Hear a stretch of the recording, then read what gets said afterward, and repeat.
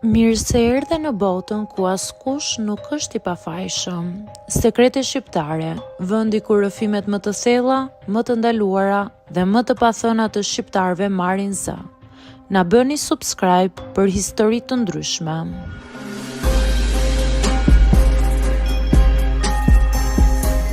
Jam 35 vjeçe dhe prej gati 20 vitesh jam me të njëjtin burr. Jemi njohur shumë të rinj, pothuajse fëmijë dhe jeta jonë është ndërtuar bashk hap pas hapi. Kemi kaluar gjithçka së bashku, varfëri, vite emigrimi, lindjen e fëmijëve, shtëpinë që e ndërtuam me shumë mundim dhe ato momentet e vogla që në fund mbajnë gjallë martesën tonë. Për shumë vite kam menduar se asgjë nuk do arrinte të na trondiste. Derisa ndodhi aksidenti. Kanë kaluar 3 vite, por ende kujtoja të telefonat sikur të ishte dje. Ishte mbrëmje vonë kur më telefonuan nga spitali. Burri im kishte bërë aksident me motor në dalje të qytetit. Më kujtohet që duart më dridheshin aq shumë sa mezi mbaja telefonin.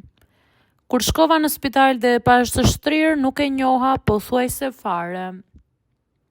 Ajo natë ka ndryshuar gjithçka.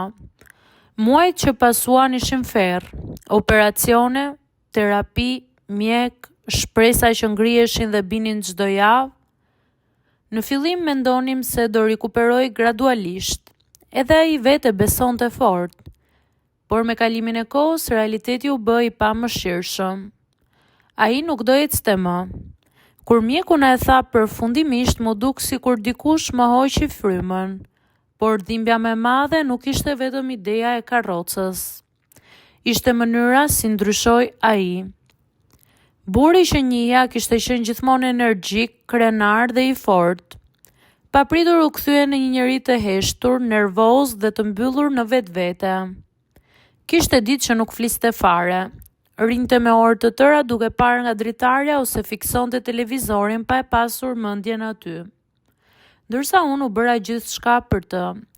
Grua, infermiere, shoqe, ndihmëse, kujdestare. Në fillim nuk më rëndonte. E bëja me zemër sepse e doja. Por me kalimin e kohës, lodhja filloi të më konsumonte edhe mua. Jeta jonë ndryshoi në çdo aspekt. Nuk dilnim më si më parë, nuk qeshnim më si më parë, madje edhe heshtja mes nesh ishte bërë ndryshe. Por pjesa për të cilën nuk flisnim kurrë ishte afërsia. Pas aksidentit gjithçka ndryshoi edhe në atë pjesë. Në fillim mendova se ishte çështje kohe, trauma, pasiguria. U mundoja të mos e rëndoja emocionalisht dhe nuk e hapja vetë atë temë. Por muajt kalonin, pastaj vitet, dhe ajo pjesë e martesës sonë pothuajse u zhduk krejt. Nuk ishte vetëm mungesë fizike. Ishte ndjenja që gradualisht po humbisja edhe si grua.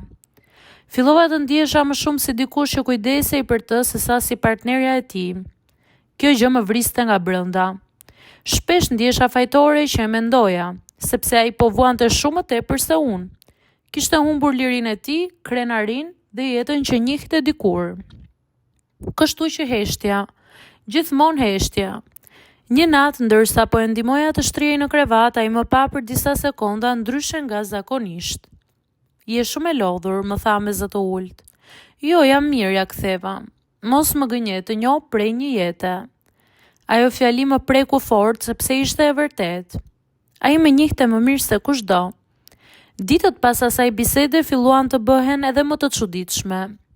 E ndjeja që kishte diçka në mendje, por nuk po ma thoshte. Shpesh më vështronte gjatë kur mendoja se nuk po e shikoja. Një mbrëmje ndërsa po pinim kafe në sallon, ai më tha papritur. Ka menduar shumë për ty kohët e fundit. Për jetën që po bën. Nuk fola sepse nuk doja të dija ku po dilte ai. Ai uli syt për disa sekonda dhe pastaj vazhdoi. Nuk dua që të kalosh gjithë jetën duke u ndjerë mbyllur për shkakun tim. Nuk po të kuptoj, i thash. Mori frymë thellë, pastaj tha diçka që më ngriti menjëherë tensionin në trup. Kam njohur dikë, një djalë dhe dua që ta takosh. E pash pa lëvizur për disa sekonda mendova se nuk isha dëgjuar mirë. Por mënyra serioze si më shikonte më bëri të kuptoj që nuk po bënte shaka. Pasi ma tha atë fjali, mbeta pa reaguar për disa sekonda. E shikoja në sy dhe nuk paria të kuptoja nëse po fliste seriozisht apo nëse ishte thjesht një mendim i çastit i lindur nga dëshpërimi. Çfarë do të thotë kjo? Do të thotë që nuk dua të humbas, por nuk dua as të shoh duke u shuar ngadalë pranë meje. Ma ktheu. Ato fjalë më prekën në një mënyrë që nuk di ta shpjegoj.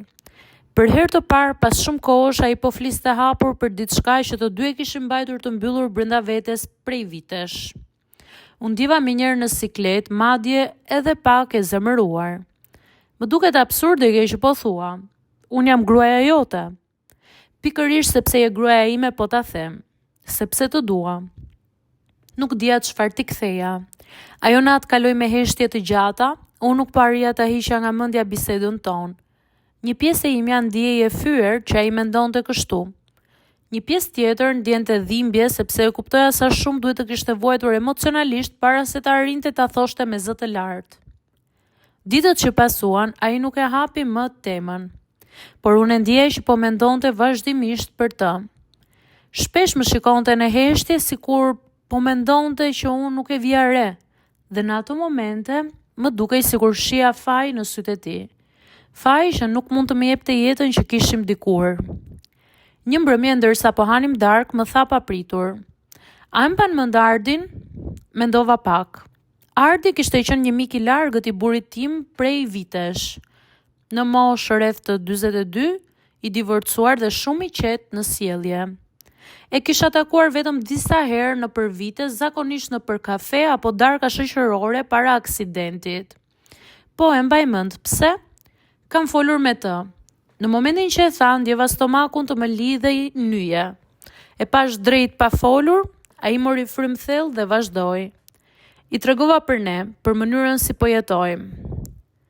Mos u nxe, më tha, nuk i kam treguar detaje, vetëm duaj që të shoh të lumtur ty. Nuk po e besoja dot gjitha të bisedë. Një pjesë e imja donte të çojë dhe të largoj nga tavolina, por pjesa tjetër po dëgjonte. Thellë brenda vetes e dija që ai nuk po e bënte nga mungesa e dashurisë. Përkundrazi, po e bënte sepse më donte aq shumë sa kishte filluar të vinte nevojat e mia para krenarisë së tij. Kjo nuk është normale, i thash me një zë që më dridhej. Çfarë është normale për ne prej 3 vitesh? Më pyeti. Ajo fjali më la pa fjalë sepse kishte të drejtë. Asgjë në jetën tonë nuk ishte që normale që prej aksidentit. Ai më tregoi që Ardi kishte kaluar shpesh nga restoranti ku pinte kafe dhe se kishin folur gjatë kohët e fundit. Sipas tij, Ardi ishte njëri i respektueshëm, i qetë dhe mbi të gjitha dikush që nuk do ta lëndonte.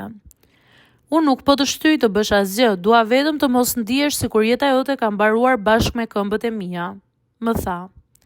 Nuk e di pse, por ato fjalë më bën të qaj. Jo sepse doja dikë tjetër, por sepse për herë të parë kuptova sa shumë vuante ai në heshtje. Ndoshta më shumë se ç'vuaja unë. Për disa ditë nuk folëm më për këtë temë, por unë nuk po arria ta hiqja nga mendja. Fillova të shikoja ndryshe gjithë vitet e fundit të jetës tonë.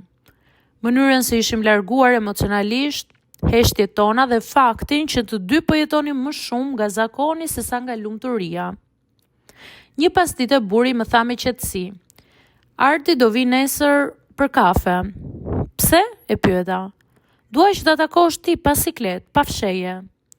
Të nesërmen gjithë ditës isha në ankth. Nuk dija si të sillesha, si ta shikoja apo si ta kuptoja gjithë të situatë pa zakon ku ndodhesha.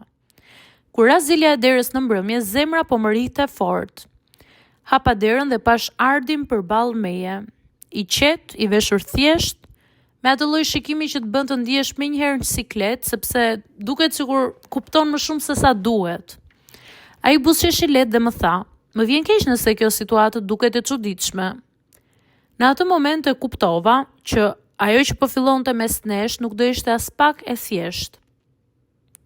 Ditët që pasuan ishin nga më të çuditshmet e jetës time. Në fillim çdo gjë më dukej e gabuar, edhe vetë fakti që po rria përballë Ardit për të pirë kafe më krijonte një ndjenjë që nuk më largoi dot. Por ajo që më habiti më shumë ishte mënyra si sillej buri im. Nuk ishte xhelozi, nuk ishte nervozizëm, përkundrazi dukej më i qetë se sa ndonjëherë më parë. Fakti që më shikonte të buzëqesha përsëri, po i hiqte një barë të rënd nga shpirti. Ndërsa Ardi nuk u soll kurrë në mënyrë të papërshtatshme. Ai kuptonte situatën delikate ku ndodheshim dhe gjithmonë sillej me respekt ndaj meje dhe burrit tim. Dal nga dal fillova të dal ndonjëherë me të për kafe ose shëtitje të shkurtra. Ishin momente të thjeshta, por për mua kishin shumë peshë. Për herë të parë pas 3 vitesh po ndihesha sërish grua, dhe jo vetëm si kujdestarja e dikujt. Çuditërisht kjo nuk na largoi me burrin tim. Përkundrazi na afroi më shumë, sepse më në fund pushuam si jetuari me heshtje dhe dhimbje të fshehur. Filluam të flasim më hapur, të qeshim më shumë dhe të kuptojmë njëri tjetrin pa frikë. Një mbrëmje ndërsa po rinim bashkë në balkonin e shtëpisë, burri më pa dhe më tha: "E vetmja gjë që do doja ishte të mos të humbisja ty." Atë momente përqafova fort dhe kuptova diçka që nuk e kisha jetuar prej kohësh. Dashuria nuk matet gjithmonë me mënyrat tradicionale që njerëzit mendojnë. Ndonjëherë dashuria është edhe sakrificë, mirëkuptim, guximi për të pranuar se jeta ndryshon. Ardi mbeti pjesë e jetës tonë për një kohë të gjatë, por me kalimin e muajve gjërat morën natyrshëm drejtimin e tyre. Unë dhe burri im gjetëm përsëri një ekuilibër mes nesh, një afërsi emocionale që mendonim se e kishim humbur përgjithmonë. Sot jeta jonë nuk është perfekte, ai ende lëviz me karrocë, ka ende ditë të vështira, por nuk jetojmë më në atë heshtjen e rëndë që na kishte kapluar. Ndonjëherë njerëzit nuk kanë nevojë për një jetë perfekte për të qenë të lumtur. Ka nevojë vetëm për dikë që i do aq shumë sa është gati të mendojë për lumturinë e tjetrit para vetes tyre.